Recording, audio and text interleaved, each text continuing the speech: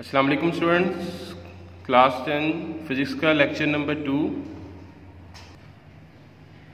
Student, last lecture में हमने motion of a mass attach to the spring के बारे में कुछ डिटेल पढ़ी थी और उसमें हमने रिलेशन जो ड्राइव किया था वो मैं आपको एक बार दिखा देता हूँ।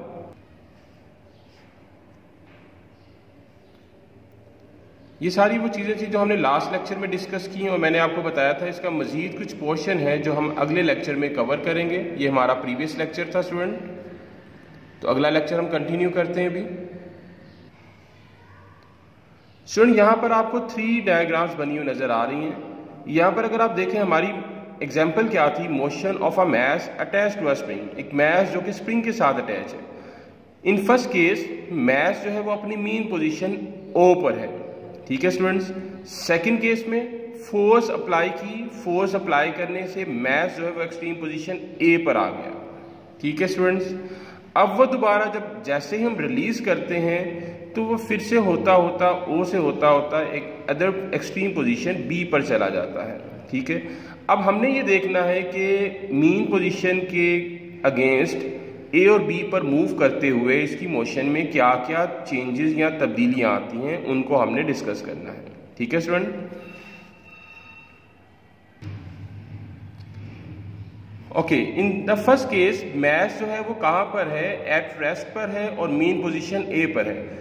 रेस्ट पोजीशन पर इसके ऊपर आप फोर्स कोई अप्लाई नहीं कर रहे, इस मीन के displacement is equal to 0। X जो है वो डिस्प्लेसमेंट को शो करता है, ठीक है स्टूडेंट। उसके बाद मैंने आपको क्या बताया कि मास को हम पुल करके एक्सट्रीम पोजीशन ए पर लेकर आए, ठीक है स्टूडेंट। कहां पर लेकर आए, ए पर। अब जैसे ही हम उसको रिलीज करते हैं तो मास जो है वो अपने मीन पोजीशन ओ की तरफ आएगा। And why it comes to the mean position, because of the restoring force. कल के लेक्चर में बताया था रिस्टोरिंग फोर्स ऐसी फोर्स है जो किसी भी ऑब्जेक्ट को दोबारा से अपने मीन पोजीशन पर लाने की कोशिश करती है, ठीक है स्टूडेंट यहां तक। ओके, जैसे ही मास को हम रिलीज करते हैं, रिलीज करने के बाद अभी बताया कि वो कहां पर मूव करना शुरू कर देता है, ओ की तरफ। पोजीशन किसकी तरफ, ओ की तरफ। जैसे ही वो ओ की तरफ जाना शुरू करता है उसकी स्पीड जो है वो ज्यादा होना शुरू हो जाती है और जब वो पोजीशन ओ पर पहुंच जाता है रिलीज करने के बाद तो उसकी स्पीड इतनी मैक्सिमम होती है कि it does not stop at ओ।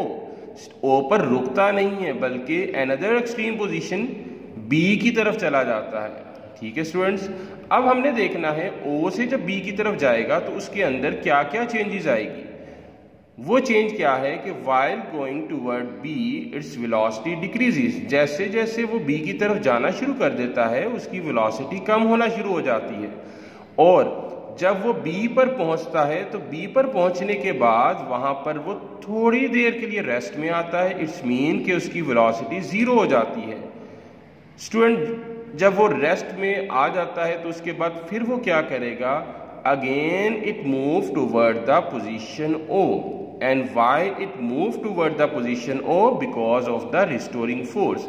तो स्टूडेंट आपने देखा कि मास जब मीन पोजीशन पर था, फोर्स अप्लाई करने के बाद हमने क्या किया, उसको एक्सट्रीम पोजीशन ए पर ले आए, छोड़ा तो वो कहां पर आया, ओ की तरफ आना शुरू हुआ। लेकिन ओ पर पहुंचते पहुंचते उसकी स्पीड इतनी ज्यादा थी वो ओ पर रुका नहीं बल्कि वो कहां पर चला गया, एक्सट्रीम पोजीशन बी पर आ गया।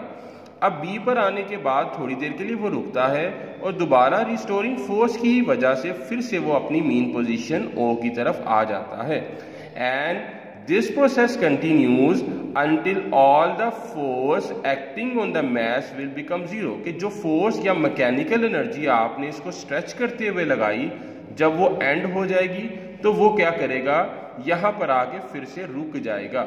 मींस कि वो अपनी पोजीशन ए और बी के दरमियान मूव करता रहा करता रहा करता रहा और एक पॉइंट आया कि वो मेन पोजीशन पर आकर रुक गया। And student, this to and fro motion about the mean position of an object is simple harmonic motion।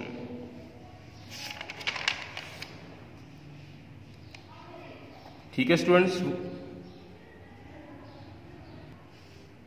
Student ये कंप्लीट टॉपिक मैं आपको बुक से दिखा देता हूं। आज हमने ये सिंपल हार्मोनिक मोशन का topic mass attach to the spring complete कर लिया।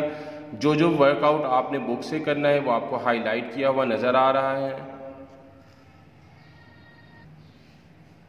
जो पोर्शन आपने यहाँ से करना है वो रिस्टोरिंग फोर्स है, उसके बाद आगे उसकी एक्सप्लेनेशन है, वो सारी आपको यहाँ पर क्लियरली नज़र आ रही है। आपने इसको देख लेना है। उसके साथ साथ इस डायग्राम को भी जो साथ बनी होगी बुक के वो भी आपने अच्छे से अटेम्प्ट करनी है।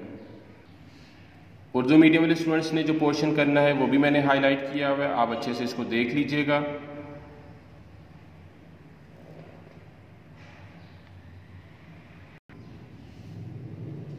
जी स्टूडेंट, ये तो था हमारा लेक्चर नंबर 2 जिसमें हमने पूरी एग्जाम्पल को कवर अप कर लिया। नेक्स्ट अगली एग्जाम्पल सिंपल हार्मोनिक मोशन की ही होगी, उसको अगले लेक्चर में हम पढ़ेंगे। तब तक के लिए अल्लाह हाफिज़।